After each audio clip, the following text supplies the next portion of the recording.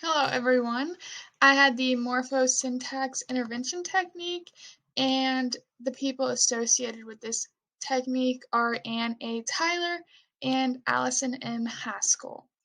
This intervention strategy is ideally used for preschool age children, so around 3 years of age to 6 years old, who exhibit morphosyntactically based language disorders and/or speech sound disorders. Prime candidates include children whose MLU is at least 2 and who have reached the Brown Stage 2 in the Brown's grammatical morphemes. They are who receives the most benefit from this approach. However, this technique can also be used with children who have developmental delays or who are secondary English language learners, so children whose primary diagnosis isn't a speech sound disorder, where it is secondary to another diagnosis. Um, the targets from this intervention strategy are past tense ed, uncontractable copula be verbs, regular third person singular, and irregular past tense verbs. The book did mention that children need to be linguistically and cognitively ready before administering this intervention. So if they're not on the cognitive level that they need to be, this intervention technique is not going to work for them.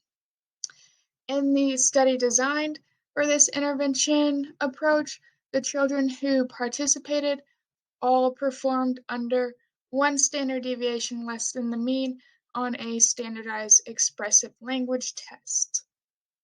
The philosophy includes finite morphemes and cross-domain generalized. So finite morphemes were chosen as these morphemes are particularly vulnerable in children with a speech-language impairment. They can include third-person singular, such as like he sings or she runs, just that plural third-person singular s on the end of the verb, or copula and auxiliary be forms, such as is, are, am, was, were.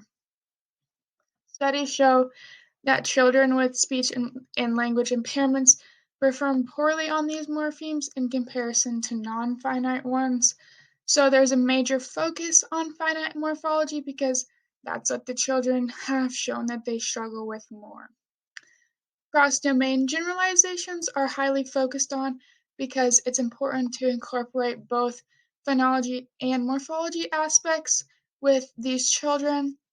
Using multiple domains can be maximized throughout the intervention therapy to extend beyond just the targeted domain and ultimately better the child.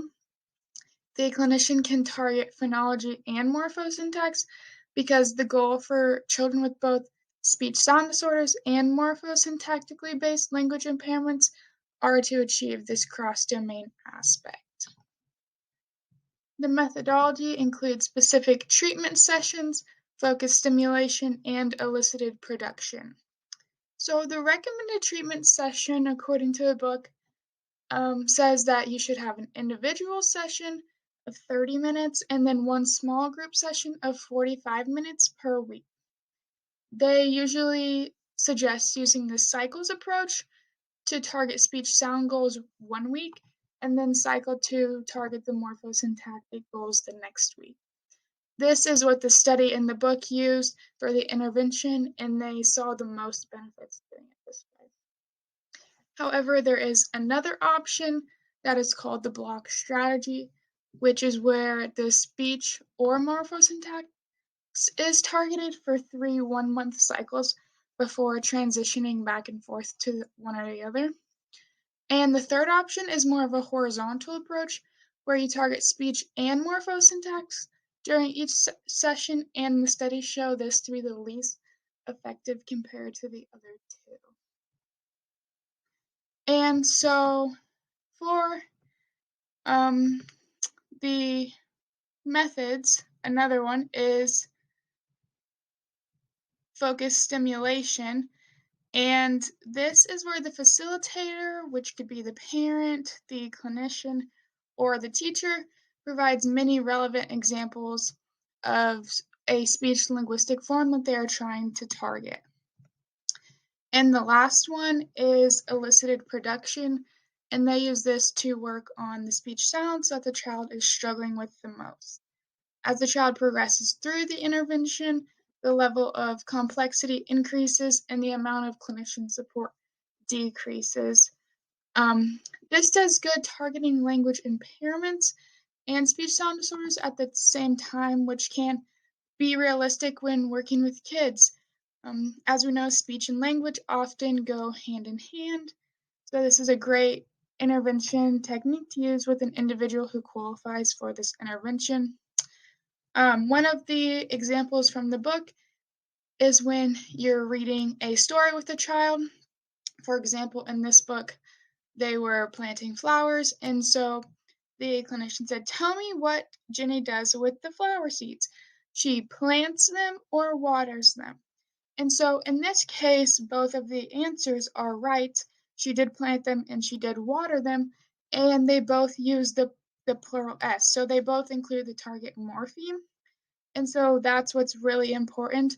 So no matter what answer the child chooses, it's going to be right and it targets the plural S.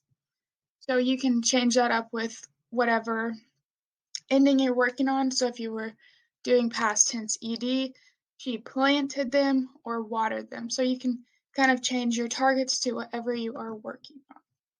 So that is it. Thank you.